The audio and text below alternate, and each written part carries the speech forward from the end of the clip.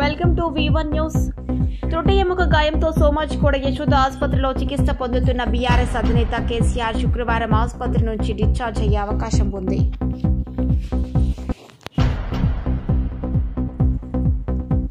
కామారెడ్డి పట్టణంలో ఉన్న అయ్యప్ప షాపింగ్ మాల్లో ఈ ఘటన జరిగింది. అర్ధరాత్రి 12 గంటల ప్రాంతంలో ఒక్కసారిగా మాల్లో మంటలు చెలరేగాయి. క్రమంగా షాపింగ్ మాల్ 4 అంతస్తులకు ఈ మంటలు వ్యాపించాయి. మంటల్లో షాపింగ్ మాల్లోని సామాగ్రి కాలి బూడిదైనట్లు తెలిసింది.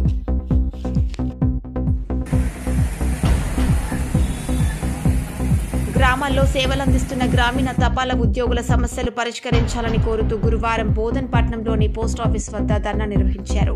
అతి తక్కువ వేతనంతో గ్రామాల్లో పనిచేస్తున్న తపాలా ఉద్యోగులకు సమస్యలు పరిష్కరించాలని కోరారు. ఏ ఉద్యోగంలో చూసుకున్నా కానీ ప్రతి ఉద్యోగికి మినిమం కనిపించాల్సింది ఆరోగ్య బీమా కుటుంబానికి. అటువంటిది జీడీఎస్ వ్యవస్థలో అసలు ఆరోగ్య బీమా అనేదే లేదు. మేము చాలా మందికి టాటా ఏజీ అనేసి ఐపీబీబీతో ఒప్పందం చేసుకొని కొన్ని వందల మందికి మన వేడపాటి ప్రకాష్ రెడ్డి వారి ఇంట్లో ఎన్నో వందల మందికి గ్రామీణ ప్రాంతంలో ఉన్నటువంటి ప్రజలకు ఉపయోగం కలిగేటట్లు సదుపాయం కల్పించారు. కానీ మా కుటుంబ సభ్యులకు రేపు ఏదైనా అయితే ఆదుకోవడానికి గవర్నమెంట్ మమ్మల్ని చిన్న చూపు చూడడం అనేది చాలా బాధాకరమైన విషయం.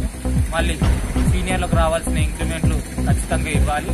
ఈ రాష్ట్ర ప్రభుత్వం కూడా పట్టించుకోవాలి. అట్లాగే గౌరవనీయులైనటువంటి కేంద్ర మంత్రి అశ్విని వైష్ణవ్ గారు కూడా లోక్సభలో ఈ విషయాన్ని లేవనెత్తారు. చాలా సంతోషం. కాకపోతే మాకు రావాల్సినటువంటి కనీసమైనటువంటి 8 గంటల పని కల్పించి మమ్మల్ని రెగ్యులైజ్ చేసి మాకు ఆరోగ్య బీమాను కల్పించి మా 5 లక్షలు గ్రాట్యుటీని అలవెన్స్ని మాకు ఇవ్వాల్సిందిగా కోరుతున్నాం. కొత్తగా వచ్చిన ప్రభుత్వం కూడా గృహలక్ష్మి అనేసి కొత్త స్కీమ్ తీసుకొచ్చింది. సో ఈ గృహలక్ష్మి అనే సంక్షేమ పథకాన్ని కూడా గ్రామీణ ప్రాంతాల్లో రూట్ లెవెల్లోకి తీసుకెళ్లాలంటే ఈ గ్రామీణ జీడీఎస్ తపాలా వ్యవస్థనే ముఖ్యమైనది. ఇది కూడా మాపైనే భారాన్ని మోపినా కానీ మేము భరిస్తూ దీన్ని ఒక బాధ్యతగా స్వీకరిస్తూ మా వంతు బాధ్యతగా మేము సాంఘిక సంక్షేమ కార్యకలాపాలన్నీ నిర్వర్తిస్తాము. కాకపోతే మా యొక్క తక్షణ కర్తవ్యాన్ని నెరవేర్చాల్సిందిగా ఈ స్టేట్ గవర్నమెంట్ తరఫు నేను విన్నవించుకుంటున్నాను. స్టేట్ గవర్నమెంట్ గురువారం అసెంబ్లీ స్పీకర్ గా గడ్డం ప్రసాద్ కుమార్ పేరును ప్రోటెం స్పీకర్ అక్బరుద్దీన్ ఓవైసీ అధికారికంగా ప్రకటించారు. స్పీకర్ స్థానంలో ఆసీనులయ్యారు.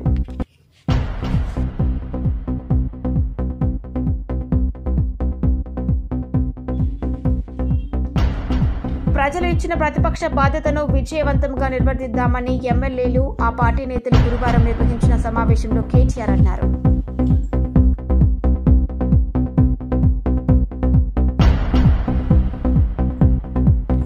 రాష్ట్ర ఆర్థిక మంత్రిగా డిప్యూటీ సీఎం మల్లుపట్టి విక్రమార్క గురువారం ఉదయం బాధ్యతలు స్వీకరించారు. సచివాలయంలోని తన ఛాంబర్లో వేద పండితుల మంత్రోచ్చరణల మధ్య ఆయన బాధ్యతలు చేపట్టారు.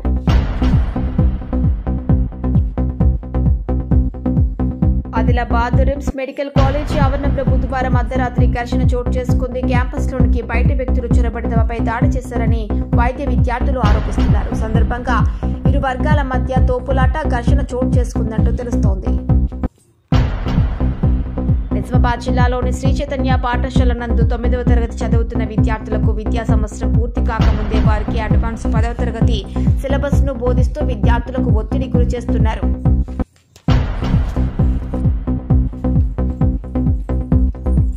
దేశ అత్యున్నత ప్రజాస్వామ్య వేదిక అయిన పార్లమెంట్లో బుధవారం చెలరేగిన అలచడి పేరు సంచలనం సృష్టించింది. ఘటనపై ప్రధానమంత్రి నరేంద్ర మోదీ గురువారం కీలక మంత్రులతో ఉన్నత స్థాయి సమావేశం నిర్వహించారు.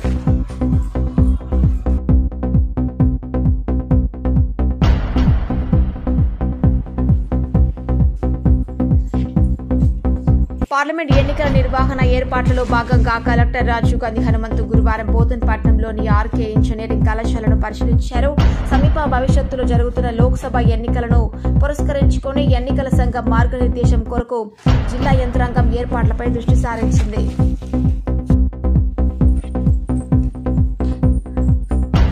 సమన్వయంతో పనిచేసి ఎన్నికలను విజయవంతంగా నిర్వహించడంలో కీలకంగా నిలిచిన పోలీసు అధికారులు, సిబ్బంది పనితీరు అభినందనీయమని జిల్లా ఎస్పీ తెలిపారు. తెలంగాణ రాష్ట్ర రెండవ ముఖ్యమంత్రిగా బాధ్యతలు చేపట్టిన రేవంత్ రెడ్డిని ఇండియన్ జర్నలిస్ట్ యూనియన్ ఐజేయూ అధ్యక్షులు కె శ్రీనివాసరెడ్డి, తెలంగాణ రాష్ట్ర వర్కింగ్ జర్నలిస్టు సంఘం TUWJ రాష్ట్ర ప్రధాన కార్యదర్శి కె ఫిర్హత్ అలీల నేతృత్వంలో ప్రతినిధి బృందం బుధవారం సాయంత్రం సచివాలయంలో కలిసి పుష్పగుచ్చం అందించి శుభాకాంక్షలు తెలిపారు.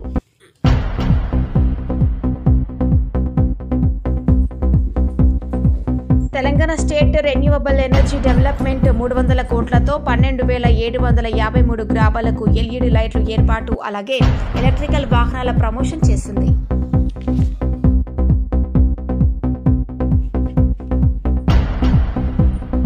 కృష్ణుడి జన్మస్థానం మసీదు కింద ఉందని హిందూ పక్షం పేర్కొంది. తామర పువ్వు ఆకారపు స్తంభం ఉందని, ఇది హిందూ దేవాలయ లక్షణం మరియు కృష్ణుడు పుట్టినరోజు రాత్రి ఆలయంలో రక్షించిన హిందూ దేవతల్లో ఒకరైన శేషనాగ్ విగ్రహం కూడా ఉందని సమర్పించబడింది. డిసెంబర్లో 18న తుది తీర్పు వచ్చే అవకాశం ఉంది.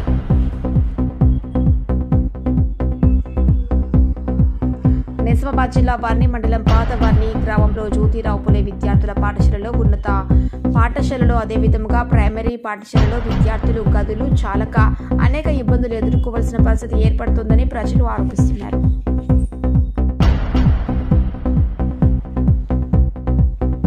తెలంగాణలో పలువురు IAS బదిలీ అయ్యారు. రాష్ట్రంలోని పలు శాఖలకు చెందిన ఉన్నతాధికారులను సర్కార్ గురువారం బదిలీ చేసింది. ఈ మేరకు 14వ తేదీన ఉత్తర్వులు జారీ చేసింది. హైదరాబాద్లో మెట్రోపాలిటన్ డెవలప్మెంట్ అథారిటీ HMDA కమిషనర్గా అమ్రపాల్ను నియమించింది.